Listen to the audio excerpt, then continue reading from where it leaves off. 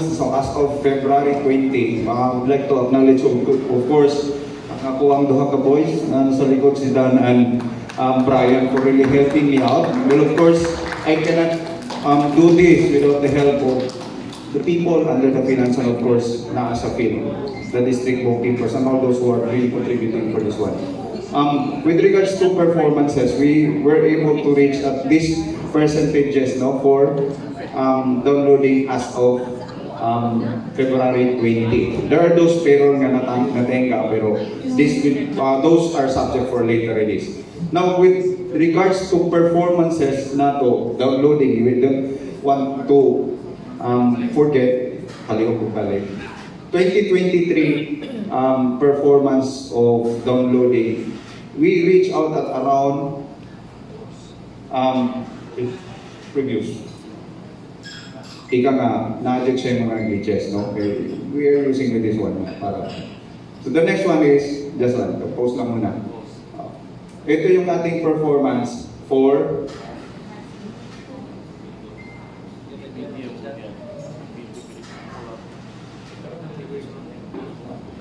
2023, we need to highlight also, no? There are those mga constraints. Again, we reach out at around 94%, and that's the number of schools that were given or released para na kompleto yung kanilang downloading for the whole year of 2023. Parang snapshots lang yan or flashback for 2023. Per classification of school. 94.72 for elementary and central, and 97.56. Though much we want to release everything, pero we need to abide with rules and regulations. No? Lalo na yung COA Circular 97/002. And very important yung ating pag-track ng lahat ng advances. And it's not simply tracking but rather maintaining a record for all accountable persons. Parang magmangayok ka o imuhang minsan subsidiary ledger, hindi mabot siguro 3 minutes, we can provide directly sa inyo. No? Because we were able to put a simple system, in-house system na magiging real-time at saka reliable po na ito ang ginahatag information. So, muna siya. And then if we will take a look later on, makita po nato dito nganong nahimong inunana. Na-tracker o naapoy ito ang analysis for the downloading. Okay, let's continue. 94 point something ang ato ang overall performance with regards to the downloading. And then 6% is significant, although the percentage is not that much compared to the general performance, pero 6% is something like 14 or 15 million. And for the year, we don't want to use for parang repractice yung ating nahimo sa ating tuwing na we will procure for that. Because it's a tedious thing, no? Magtupit-tipiting sa and all those things. Well, of course, katong balancing can be considered as continuing operations naman po.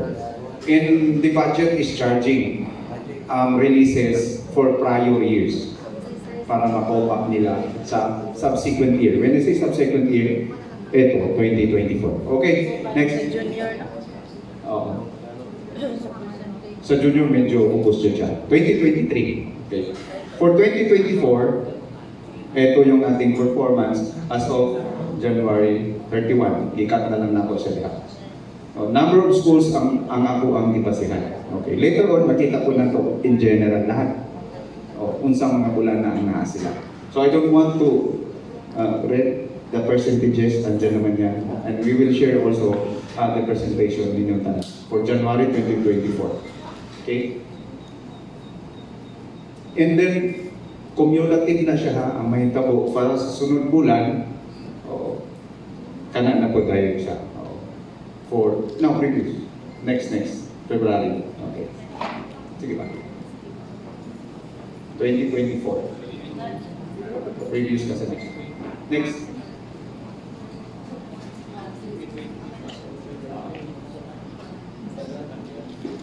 Ito about tabulations, ito yung duty rin na we can also provide graphical illustrations of the amount or figures that we were able to provide. Okay. Later on, gusto ko na ko i-showcase o i-highlight ang among in-house system for the local school fund. Dito ang mga actor sa likod. Sila na ang game mo. Just helping me out. Para, dili na si Dominic Roque o si si Piolo Pascual. Si Brian na okay na. They're really helping me out with all this thing.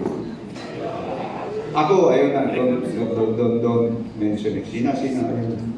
Okay. Sige. Ayaw diingon. Okay. Next, can we move on? Okay. Medyo dito sa likod ang naayon ko, naayon medyo pwede na itong isgutan. Okay? Sige, sige.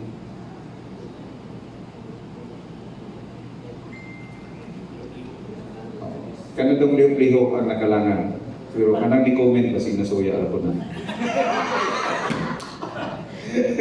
Okay, for tabulation of January and February, March, hihimod na lang ako sa graphical illustration. Pero we have number of schools. Okay. For this one, as of February 26, hapon dyan na siya ng data. I have my cash controller. Every day, I can always provide cash balance. And then we are applying ka ng EMDS naman in Electronic Modified Disbursement Scheme na dili na ko kinahanglan mag-as sa bank. Kanipod ang pwede na itong mahimo sa mga eskwelahan. Dili na mga yung snapshot sa mulinya. Later on, naman na siyang ingon. Karon, naka-MDS na ta, we can check cash balance with the bank and of course with the book. Daily. For now, we have this cash balance of 161 million. Yun yung variance. Pero utilization is 78.12. Every month, subsequent month, mag-change na siya. Tungod kay, we receive allocations monthly. Although yung crediting nila, although yung kanilang release comprehensive, parang nasaan kay is in every quarter, pero crediting is every month. No? Yung utilization natin as of today is 78.12. And then that's the amount that we receive. It's the 740 million. Sa kanina, sa gingon ni Mami, it's 6 billion yung ating annual budget for the whole year. But pagkahuman na if we are accounting on it, year-end na mga report, mas musobra pa because we receive another mga sub-arrows or mga other fundings other than the regular. Ito comprehensive na. Okay, we classify disbursement ES and MOE, and then that variance wala na. Because karon gipapirmahan nato ang atong sweldo and all other remittances. We have 800,000 as of today. Now medyo kinuna man tayo, that's why yung payment for accounts payable nalangay ta. Pero rest assured, the moment na we will receive that 187 million forecast to back up our accounts payable, outright, tanan, bayaran na. Ang pinaka number one, ang pinaka is yung special hardship allowance. Na daghan na kayong mamutana. Okay? NLC, nana dito, si Julius, hindi pamutana ganina. Nana, it will be released within the week. Okay? So we are looking at it. Now, we need to strategize disbursements. Kasi lisod, magkulang. No? Okay. So, move. Next. That's the performance of, with regards to utilization. As of February 26, 2024. Okay? Next thing.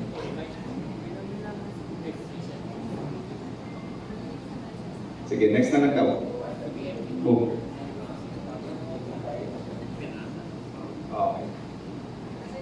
Liquidation reports. Yanina, i-highlight na ito. Ito yung data that we provide every month, no, para sa COA o sa regional office. If you happen to check dyan sa advances for operate of the payroll, nanatay 8 million balance. Mauna ang sa SRI. For current release, no, current year, medyo mababa because we really intensify yung ating release, well, of course, without compromising rules and regulations. So, performance natin for prior years as of February 26, 2024. When I say prior year, that's December 2023, of course. The reason po behind nga nung wala pa yung kayo laghan nakadawa, because of that, unliquidated amount. Medyo malaki, it's 46 million, pinakataas.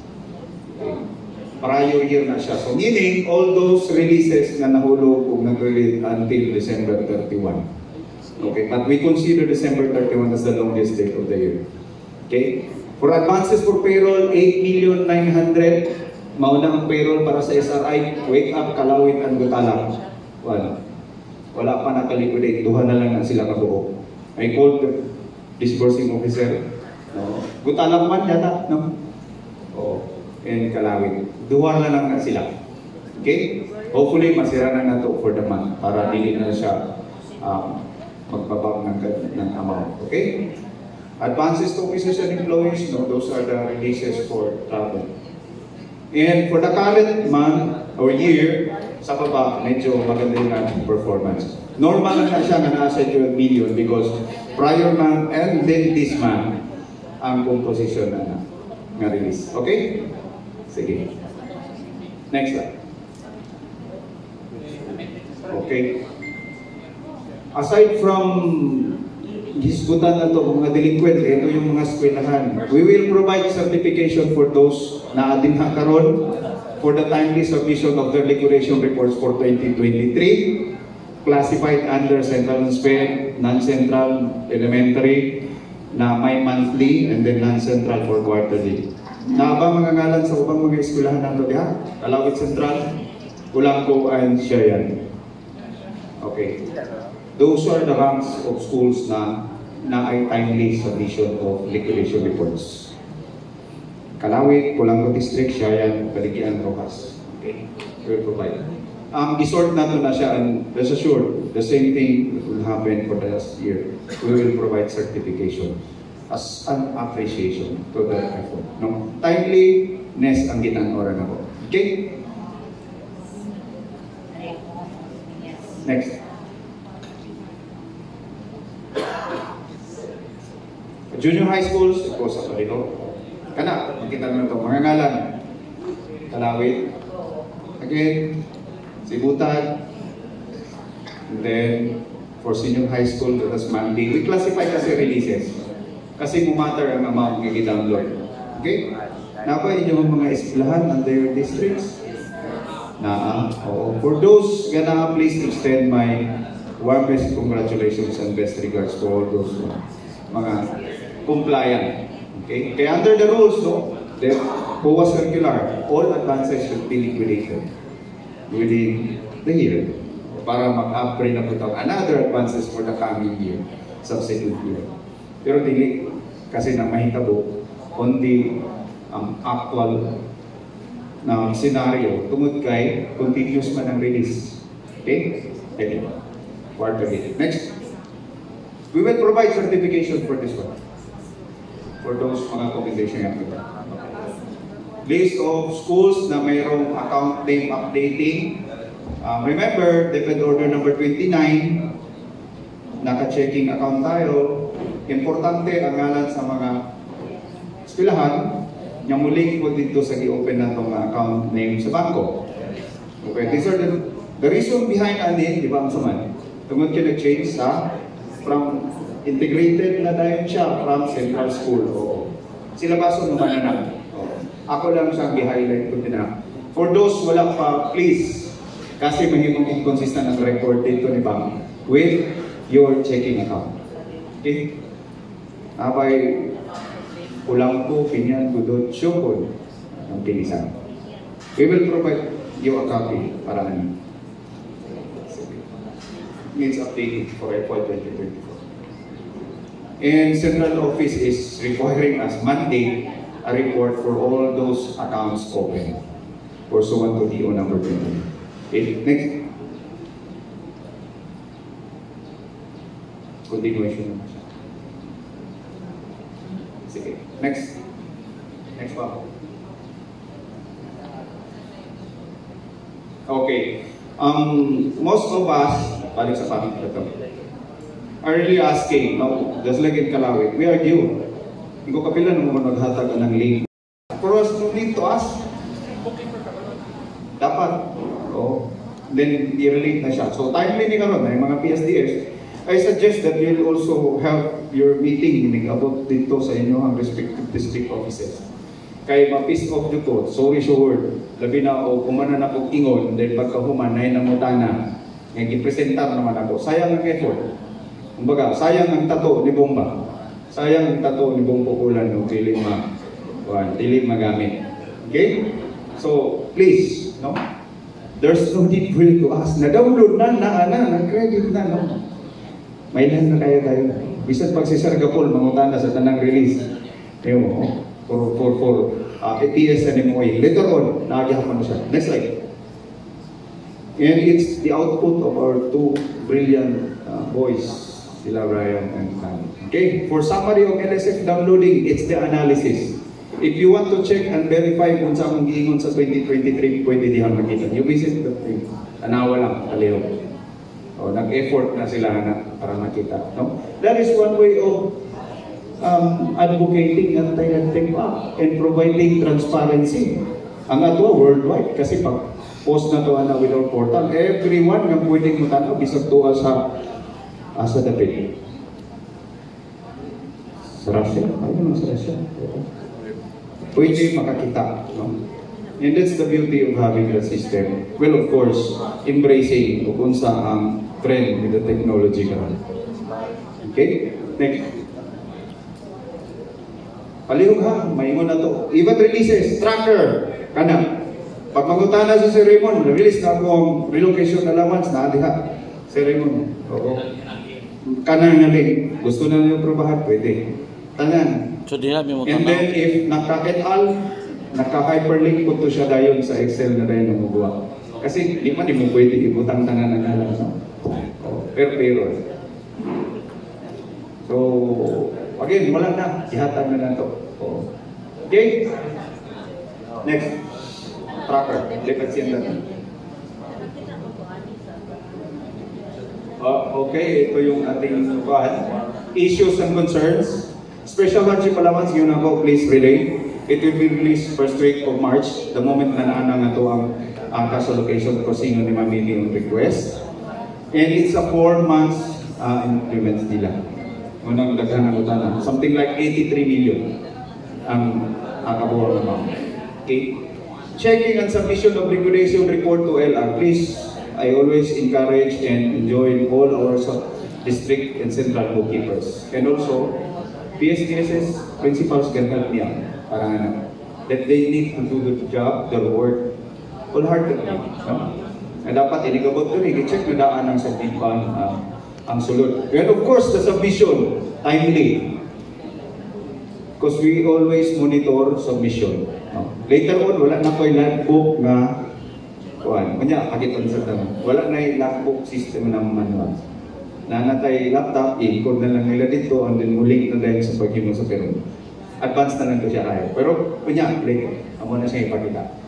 And then the preparation and submission of bank recon statement prior years. We have problem with this. Daghan kayo mga bookkeepers nga na-promote na into admin officer. I'm not allowing them kung dili po sila makasabit. Because those are other jobs and responsibilities in the prior as bookkeeper. Manang malihong, no? Aside from ako nga inform nila directly, I asked them for a turnover sheet. Dili po na ako siya okay anong dili niya mamimo. Labason, so sa una ni Movra, wala gani ni ito. Pero nakadawat dyan o litan niya. Okay? So, with that, no? Help me out. Color coded with peso value SL dapat update. No? Ito yung sinasabi ko kanina na even if they have the records, I also have mine, and then we will reconcile. The gaps in between are called the timing differences for recording. Okay, those are the terms. Okay? And for those mga delinquent, all follow-up should be done and must be done in writing. Any verbal thing cannot hold water. Nag-iimo, no? Unang hingan akong pulang ko bookkeeper, I don't know, nagsulat po ito sa mga delinquent po itong bookkeeper. Left behind. No? Do it in writing. Gahapon ako yung si Mang PSDS. If you will recommend, that's the usual thing na itong you recommend to it in writing. So that it can be acted upon officially again. No? As well, rather. Sige. Checking of LSF payroll posted and uploaded in the FB group, please. Na siya po, i-provide na nato. Aside from the chat page o chat group, na ito ang himo na agihapon tayo. Another initiative, no? Just to provide information. Then processing of the change of signatory. We have division memorandum for this. Upon receipt of the order, it should be 5 days. Kaya nga itong ipabutang dito sa office order, the transfer shall effect right after the change of signatory. Kung sa man itong move, tapos wala kayo nadawat dito sa imong ispilahan. Tapos wala, lihuka ang change of signatory. Dugay kayo liho po, sir. Oo, o gani. Duha naman ko na siya. Ang reason, whether giginahan o nga mabalhin or gusto mo pa-retain. Di ba, Sir Elvis, no? Kaya giginahan, isang pag wala pa gani order, mabalhin na gani. Isang pag wala pa himuay o kanang pagsukat ng bongga ng pagsukat. Diba? Pero mauna siya, ang reason behind. Butala, itadakapin, na-until ka ron. Gikol na ng atensyon na ng admin officer na wala gahapon hindi ko. Dugay, and then always ipahid. Si Sir Orculio, dugay na nag-retire. And then, look at ay sa to, sa pikas na, no? Sorry. Oo. Dito na po ni Sir Alila. No, palihog, ma'am. Isod, oo. Dili palihog, kaya wala, di isos kayo doon na to. Everything has been provided. Mag-print na lang ganit, diretso din sa tayo, hindi ka dito nila. Para maamang na object. Ano ba? Okay? Then the processing of fidelity ban. No downloadings and no releases without that fidelity ban application. COA and BTR is working with accountabilities sa ato mga school heads. And then we have a master list na i-provide nila. May balaan yun o kinsa itong wala nakapa-screen. Okay? Wala ka pa rin yun. Next.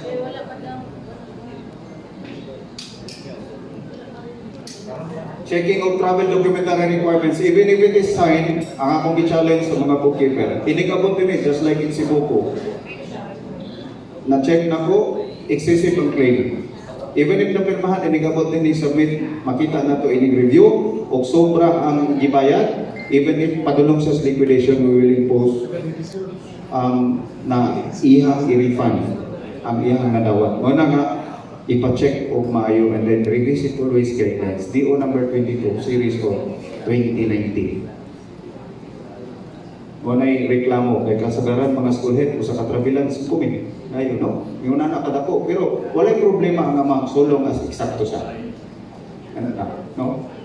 And then, ito yung sinasabi ko kanina, processing of we-access account. All other schools nga naanaani, no? Thank you. Tako kayo siyang tapang, hindi na maglinya dito sa landang. You can check your transaction details in your every account through we-access facility ni Landbank. For payroll, I don't know if functional ang i-access. Online services ni Landbank. Okay? Please. And then we have the unliquidated cash advances. Kanina yun ko. Kalawit and Gutalak 1 District.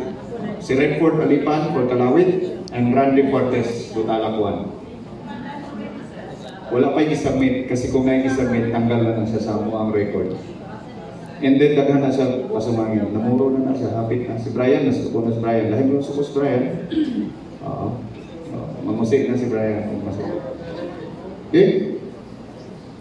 So those are my issues and concerns with this one. And I hope I was able to impart on something else and things that we will also share sa inyong respective districts and together with those colleagues. Thank you, mga kapatid. Okay, thank you very much, our accountant, for the updates and for sharing us